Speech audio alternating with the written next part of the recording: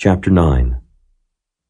And it came to pass, when all the kings which were on this side Jordan, in the hills, and in the valleys, and in all the coast of the great sea over against Lebanon, the Hittite and the Amorite, the Canaanite, the Perizzite, the Hivite, and the Jebusite heard thereof, that they gathered themselves together to fight with Joshua and with Israel with one accord.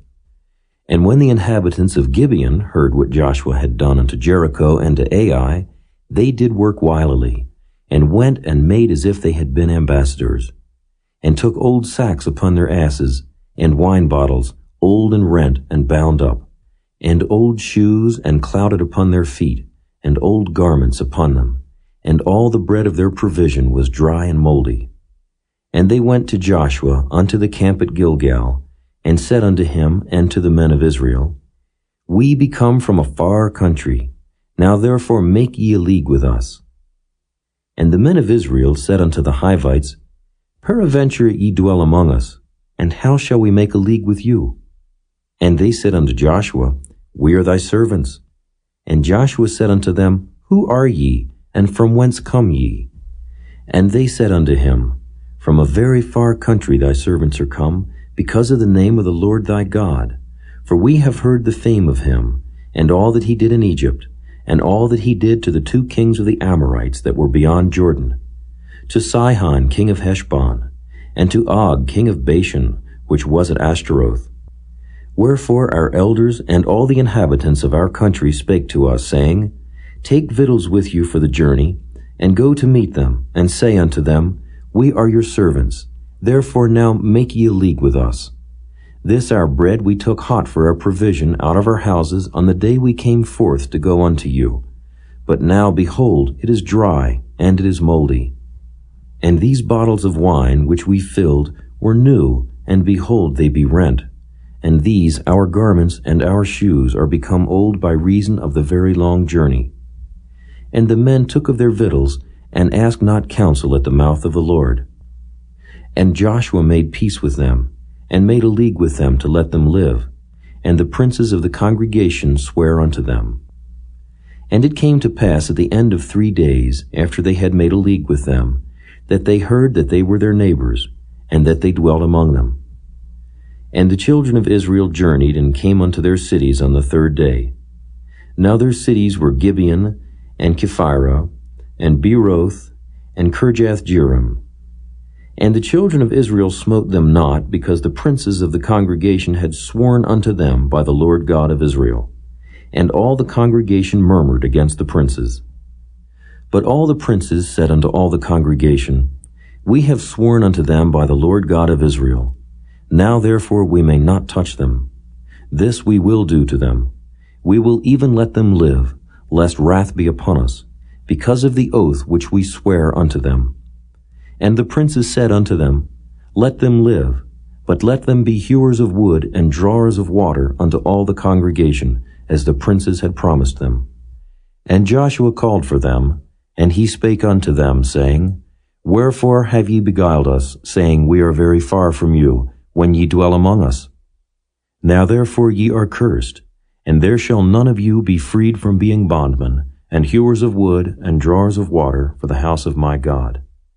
And they answered Joshua and said, Because it was certainly told thy servants how that the Lord thy God commanded his servant Moses to give you all the land, and to destroy all the inhabitants of the land from before you. Therefore we were sore afraid of our lives because of you, and have done this thing. And now, behold, we are in thine hand, as it seemeth good and right unto thee to do unto us, do. And so did he unto them, and delivered them out of the hand of the children of Israel, that they slew them not. And Joshua made them that day hewers of wood and drawers of water for the congregation, and for the altar of the Lord, even unto this day, in the place which he should choose. Chapter 10. Now it came to pass, when Adonizedek, king of Jerusalem, had heard how Joshua had taken Ai, and had utterly destroyed it, as he had done to Jericho and her king, so he had done to Ai and her king, and how the inhabitants of Gibeon had made peace with Israel, and were among them, that they feared greatly, because Gibeon was a great city, as one of the royal cities, and because it was greater than Ai, and all the men thereof were mighty. Wherefore Adonizedek king of Jerusalem sent unto Hoham king of Hebron, and unto Piram king of Jarmuth, and unto Japhiah king of Lachish, and unto Deber king of Eglon, saying, Come up unto me, and help me, that we may smite Gibeon. For it hath made peace with Joshua, and with the children of Israel. Therefore the 5 kings of the Amorites, the king of Jerusalem, the king of Hebron, the king of Jarmuth, the king of Lachish, the king of Eglon, gathered themselves together, and went up, they and all their hosts, and encamped before Gibeon, and made war against it. And the men of Gibeon sent unto Joshua to the camp to Gilgal, saying, Slack not thy hand from thy servants. Come up to us quickly, and save us, and help us, for all the kings of the Amorites that dwell in the mountains are gathered together against us. So Joshua ascended from Gilgal, he and all the people of war with him, and all the mighty men of valor. And the Lord said unto Joshua, Fear them not, for I have delivered them into thine hand. There shall not a man of them stand before thee. Joshua therefore came unto them suddenly, and went up from Gilgal all night. And the Lord discomfited them before Israel, and slew them with a great slaughter at Gibeon, and chased them along the way that goeth up to Beth-horon, and smote them to Azekah and unto Makkedah. And it came to pass, as they fled from before Israel, and were in the going down to Beth-horon, that the Lord cast down great stones from heaven upon them unto Azekah, and they died. There were more which died with hailstones than they whom the children of Israel slew with a sword. Then spake Joshua to the Lord in the day when the Lord delivered up the Amorites before the children of Israel. And he said in the sight of Israel, Sun, stand thou still upon Gibeon, and thou, moon, in the valley of Ajalon. And the sun stood still, and the moon stayed, until the people had avenged themselves upon their enemies. Is not this written in the book of Jasher? So the sun stood still in the midst of heaven, and hasted not to go down about a whole day. And there was no day like that before it or after it, that the Lord hearkened unto the voice of a man. For the Lord fought for Israel. And Joshua returned, and all Israel with him, unto the camp to Gilgal. But these 5 kings fled, and hid themselves in a cave at Makkedah. And it was told Joshua, saying, The 5 kings are found hid in a cave at Makkedah. And Joshua said, Roll great stones upon the mouth of the cave, and set men by it, for to keep them. And stay ye not, but pursue after your enemies, and smite the hindmost of them. Suffer them not to enter into their cities, for the Lord your God hath delivered them into your hand. And it came to pass, when Joshua and the children of Israel had made an end of slaying them, with a very great slaughter, till they were consumed, that the rest which remained of them entered into fenced cities. And all the people returned to the camp to Joshua at Makkedah in peace. None moved his tongue against any of the children of Israel. Then said Joshua, Open the mouth of the cave, and bring out those 5 kings unto me out of the cave. And they did so, and brought forth those 5 kings unto him out of the cave, the king of Jerusalem, the king of Hebron, the king of Jarmuth, the king of Lachish, and the king of Eglon. And it came to pass, when they brought out those kings unto Joshua, that Joshua called for all the men of Israel, and said unto the captains of the men of war which went with him, Come near, put your feet upon the necks of these kings. And they came near, and put their feet upon the necks of them. And Joshua said unto them, Fear not, nor be dismayed. Be strong and of good courage, for thus shall the Lord do to all your enemies against whom ye fight. And afterward Joshua smote them, and slew them, and hanged them on 5 trees. And they were hanging upon the trees until the evening. And it came to pass, at the time of the going down of the sun, that Joshua commanded, and they took them down off the trees, and cast them into the cave wherein they had been hid, and laid great stones in the cave's mouth, which remain until this very day. And that day Joshua took Makkedah, and smote it with the edge of the sword, and the king thereof he utterly destroyed, them and all the souls that were therein. He let none remain. And he did to the king of Makkedah as he did unto the king of Jericho. Then Joshua passed from Makkedah, and all Israel with him, unto Libnah, and fought against Libnah. And the Lord delivered it also, and the king thereof, into the hand of Israel, and he smote it with the edge of the sword. And all the souls that were therein, he let none remain in it, but did unto the king thereof, as he did unto the king of Jericho. And Joshua passed from Libnah, and all Israel with him, unto Lachish, and encamped against it, and fought against it.